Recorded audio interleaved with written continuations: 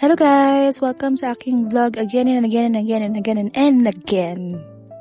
For today's video, magluluto tayo ng gulay. Actually, nagpaplano talaga ako na magluto ngayon ng isda para na rin may iba naman kasi this past days puro kami karne, hipon, ganyan. So naisipan ko, sabi ko sana mag-iisda kami kaso lang walang magandang isda. Ilang araw na rin kasi masama yung panahon dito, ulan ng ulan, lalo na sa hapon o sa gabi. At meron pang kasamang kidlat, kaya medyo delikado talaga mangisda ngayon. Buti na rin at meron pang natirang karne kagabi yung ginamit namin nung pagluto ng pinakbit. Kaya nag-iwan talaga ako ng kapiranggot lang na slice. Kasi sabi ko nga pwede pa yun magamit sa ibang luto at ngayon nga magagamit na natin to. Sobrang tipid talaga ng ulam namin ngayon guys kasi nga dahil nga meron tayong leftover na karne is bumili na lang tayo ng gulay na isasahog natin dito. So nagisa na ako ngayon ng bawang, sibuyas at kamatis. As usual, ito pa rin yung matigas na kamatis. Pero don't worry guys kasi last na batch na talaga to, talagang sinagad-sagad ko na para panibagong kamatis na naman yung lulutuin natin next time.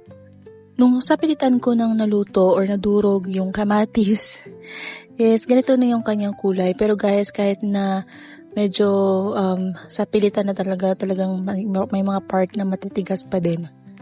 Nung okay na yung ating kamatis, nilagay ko na rin yung ating medyo frozen pa na karne.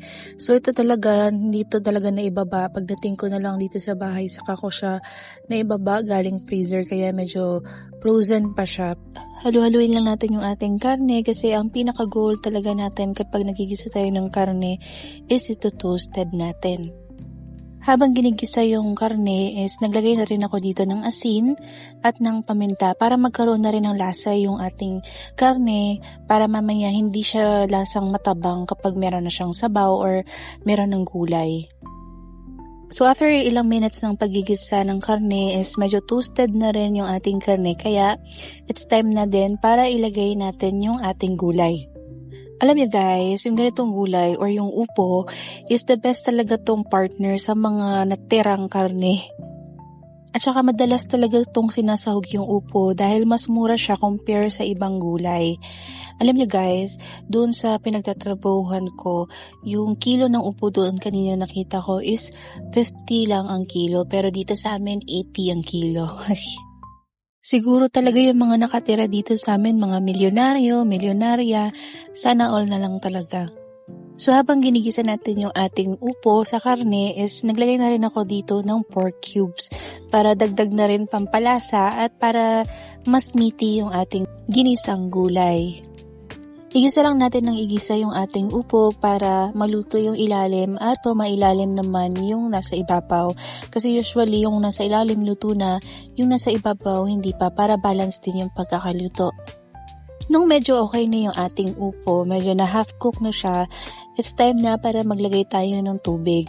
So actually, hindi sana ako maglalagay ng tubig dito kasi akala ko talaga magsasabaw yung upo pero hindi siya nagsabaw ngayon, hindi ko alam. Pero itong upo kasi na to, hindi ko na nga to tinanggalan ng buto kasi sobrang, alam niyo yung bata pa na klase ng upo, hindi siya yung sobrang tigas, hindi pa siya yung medyo gulang na upo. At alam niyo guys, nung kinakain ko to kanina, manamis-namis yung lasa niya, masarap talaga siya. So, hihintayin na lang natin guys na kumulo ito para next step natin is pwede na natin i-adjust yung lasa. Nung kumulo na yung sabaw, tinikman ko ito kasi kahit na guys na naglagay ako ng asin kanina habang binigisa yung ating karne is mawawala pa rin or tatabang pa rin ito kasi naglagay na tayo ng sabaw at ng gulay. Actually, medyo malasa na rin talaga siya gawa nga ng bata pa yung ating upo. At syempre, naglagay din tayo kanina ng pork cubes at ng asin habang nagigisa. So dito, nag-adjust lang ako ng konting asin. So nakadepende yan sa inyo guys. Kami kasi dito sa bahay, masanay kami gumamit ng asin kesa sa patis. Yung patis kasi hindi naglalagay yung aking mother nung time na siya pa yung nagluluto dito sa bahay. Kaya madalas talaga asin yung nilalagay namin sa mga niluluto namin. Nung kumulo na yung ating sabaw, tinikman ko lang to para ma-adjust ko in case na medyo matabang pa din or kulang pa din yung lasa. So dito, nakulangan lang ako sa lasa kaya nag-add ulit ako ng asin para i-adjust ulit siya. Importante talaga guys na tikman natin lagi yung niluluto natin, lalo na pag wala tayong exact measurement. Kasi usually nga, kahit yung mga exact measurement pa tayo, madalas nagkakamali pa rin tayo, nagiging maalat, nagiging matabang. No, okay na yung lasa is nag-add na ako ng ating next ingredient, yung ating sotanghon. Guys, alam nyo, ito yung niluto ko dahil nga, alam nyo na, medyo maulan talaga dito sa amin ngayon sa Palawan. And lalo na paggabi, isa rin to sa dahilan kaya hindi ko rin tinuloy yung isda, yung pagluluto ng isda dahil nga bukod sa walang magandang isda ngayon dahil nga maulan, is bagay din to sa panahon ngayon. So nung naglagay ako kanina ng paminta, nagbigay talaga siya ng parang slight na anghang sa ating ginisa kaya mas nagbagay siya talaga sa panahon. So dapat talaga kapag nagluluto tayo ng ganito, ng mga ginisa na merong sutanghon or bihot, mas marami sanang sabaw. Kaso lang, this time talaga hindi ako naglagay ng maraming sabaw dahil mawawala or tatabang yung lasa ng ating upo. Mawawala yung lasa ng karne at ng upo. Pero guys, nung kumakain kami kagabi, sakto lang yung sabaw. Hindi naman siya sobrang dami, hindi naman siya sobrang konti. Sumakto lang talaga sa aming apat.